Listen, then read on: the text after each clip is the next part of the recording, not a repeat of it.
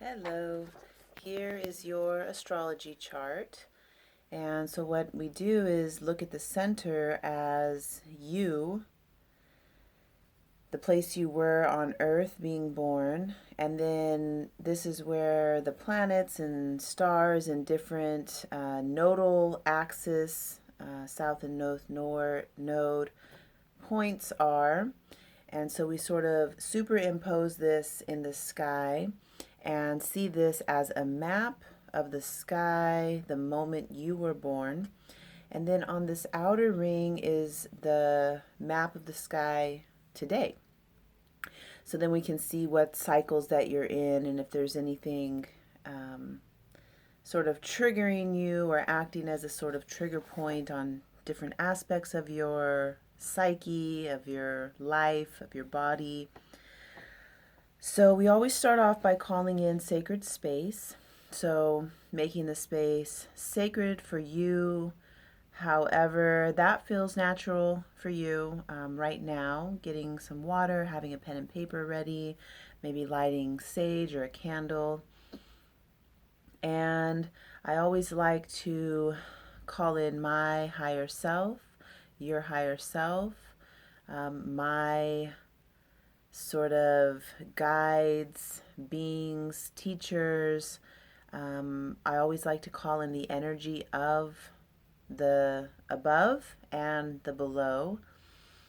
Also like to take a moment to honor the lineage of shamanic astrology, which is the style of astrology that I practice currently, and also honoring all the ways that we've been able to preserve and innovate on astrology and the methods for being in tune with the rhythms and patterns of the cycles in the sky.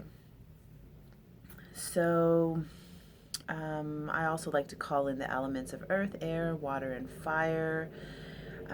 Call in whatever feels right for you to make your space sacred.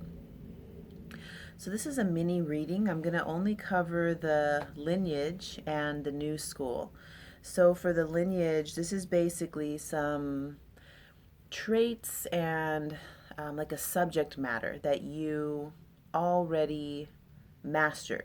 So just by being born, we have, as you know, you're doing nannying, you see that little kids, especially when they go from a baby into their development stage of having a personality, you see that they develop into, they're, something emerges, arises from them naturally that, they didn't necessarily learn those things. So we look at the moon and the south node to find out what are your naturally arising, what we can say is the lineage, your soul imprint, your soul's DNA, sort of. So for you, you have your moon in Gemini, and your south node is in the fourth house down here. South node, fourth house. Gemini is with your moon. And Chiron is with your moon. So that gives us a lot of clues about your lineage. And this section of the chart is where you're coming from. We're going to look at where you're going as part of the mini reading. We look where, I love that saying in Moana where Maui's like, you have to know where you're going by knowing where you've been. So where have you been? This is what we see with the lineage. Also, I want to mention quickly that Tupac has Chiron with his moon. Even if the time that I saw in my dream, because his time wasn't revealed to us, there was no record of the time of his birth.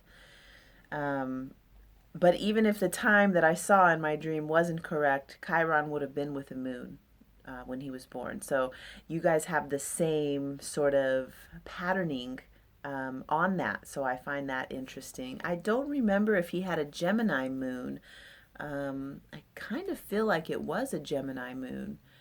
But anyway, so the moon, Gemini moon. Having your moon in Gemini um, would say that your natural state as a small kid, your parents would have noticed this, that you were like the trickster, playful, um, having that, no fear of the unknown. It's like the unknown is your best friend in a way. You like to go into situations where you don't know what's going to happen, and you have this sort of trust and full faith in, being thrown into the wind and like just landing in the perfect place, or knowing that it doesn't matter where you land. Or it's such an interesting thing for me because you know I don't have a Gemini moon, and Gemini is one of the most, they call it the magician, the trickster, the jokester, the shapeshifter. This is the kids who like to go to all the festivals, and they continuously going to festivals, kind of not knowing where they're going to be, and they like it in a way. Even if they don't say they like it, they must, because that's what they're doing, sort of being um, having this sense of uncertainty and being comfortable with that. And maybe they don't say they're comfortable with it, but more so than somebody with, say, a Capricorn moon who needs grounded structures, solid, the Gemini moon is shape shifting, able to move. If we look at this like tribes, we could say that your tribe that you mastered would be the tribe of wandering musicians, or the tribe of um, um, Copapelli, who goes from tribe to tribe playing music, having fun, partying, and then in the morning he's gone, and everybody's like, where did that super cool fun person go? So that he's like not cleaning up the mess, he's more just having fun and bringing joy. So Gemini is in service to spirit through bringing joy and playfulness.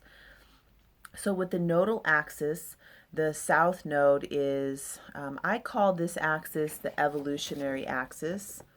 The school that I study with currently talks about this south node as giving a certain flavor to your Gemini moon. I sort of have this other vision of the nodal axis, but let's keep it within this sort of framework for now, just to, we can all, there's so many layers that we can go into using this astrological model. It's amazing. So your sort of style within that Gemini tribe would be the Cancer job. So within that tribe of shape shifting, unpredictable artists, creatives, your job within that tribe was that of the nurturer. The Cancer job is the one who is taking care, nurturing, planting a seed, watching it grow, going I have a Cancer moon, and that is such a deep thing to me that it's like I don't even have to think about it, if when I go running in the morning, and if I see a plant like a succulent, it happens in OB a lot, somebody has cut the succulent and left it out on the side of the road, it's like the plant talks to me, and I can feel its heartbeat, and I'm like, oh my gosh, let me take you and I'll go plant you. And so I have like things planted everywhere in dirt, like OB dirt, that I don't even know how, but it's just inside so deeply. So within your tribe, your specialty is that of the nurturer. So the nannying job makes sense. That's something that would be very innate to you. And to do it, you know what I mean? You're playing, and your schedule might be a little bit off because of, your work, and then with kids. And so you never know what kind of story you're going to be in for that day. And then being able to be very flexible is shape shifting, and then having that Cancer job. So That's the lineage. The lineage is where we want to always honor our roots, our DNA, our karmic patterning, our addictions, even. It's like noticing the addictions and noticing the patterning and honoring the lineage. And then we're moving into our new school. This is what we're rising into. So, knowing where you're going here according to your astrological chart. You have Leo as your rising sign. And then the North Node is here in the 10th house.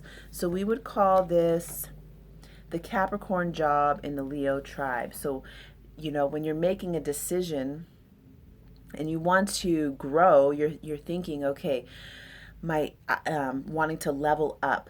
It's like we'll stop picking those things that we're already naturally good at. So for me, mine is Aquarius job in the Cancer tribe, and one of my classmates calls that the meditating mama.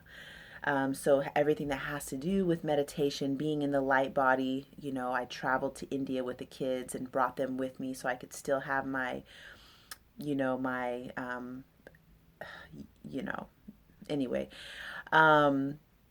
Then if I keep doing those things, so for you, if you keep doing these things, it's like you're not quite evolving. It's like, okay, you've already mastered these. Now let's move into this new field, which will be your, where you're going. So the Leo tribe, learning Leo is all about learning self-love, self-sufficiency, being radiant from your own royal heart. I always see that picture of like it kind of reminds me of the Sacred Heart, and then with the crown on it, where it's just golden, radiant, overflowing love that creates this humongous magnetic field around you that everybody in your field gets an upliftment from that. So whenever we are starting with our rising sign, it can be completely uncomfortable. And, what I like, what I've noticed is that people will either be completely resistant to their rising sign. So when I ask, there's certain questions that we can ask. Actually, I'm writing a book right now about this because it's fascinating to me. People will either like despise others who embody what they're here to learn about. So for you, you might, if I ask you, what do you love most in other people? And what do you dislike most in other people? Sometimes those answers, in group settings, in classes, almost all the time, those answers are related directly to what the person is learning about. So we'll either be really attracted to it or really repelled, and it's because it's what we're learning about.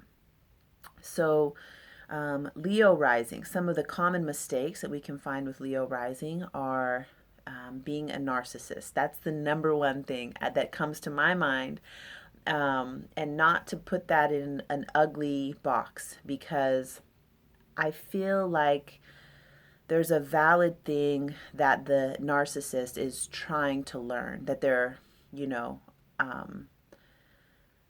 whether they have Leo rising or not. I should do a study about that and find out, but people who are self-proclaimed as a narcissist, I don't even that kind of goes against what a narcissist would do, actually, so I guess that won't work out. But being super self-centered, having the world revolving around themselves and pushing everybody off their stage. That can be one common mistake for Leo rising. The other thing is being unwilling to show up on the stage of your own life. So there's your stage, and you're having all these other actors come onto your stage, and you're kind of sitting in the cut, like watching, maybe judging, and maybe being like, oh, I don't like that, or oh, that's so good, or, but not quite being able to get on your own stage. So what we want to do is go more to, oh, okay, yes, my royal heart, and what can I do to get this magnetic field bigger, and how can I, like, okay, here's a picture of love, water, say.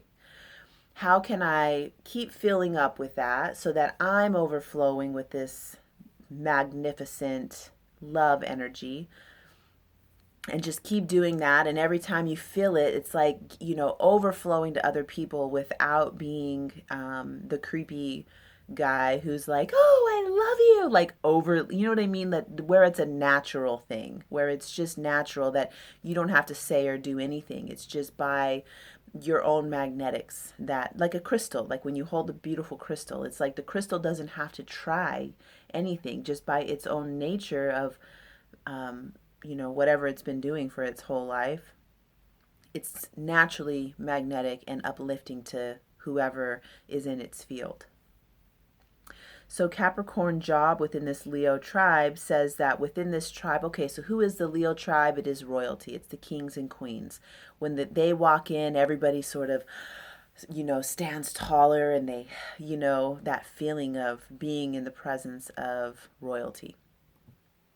So within that tribe, your job is of the elder, the tribal elder, who, so if you imagine within the kings and queens, you're sort of like the elder or the chief of those. So this is what you're rising into. So I'll go ahead and stop here.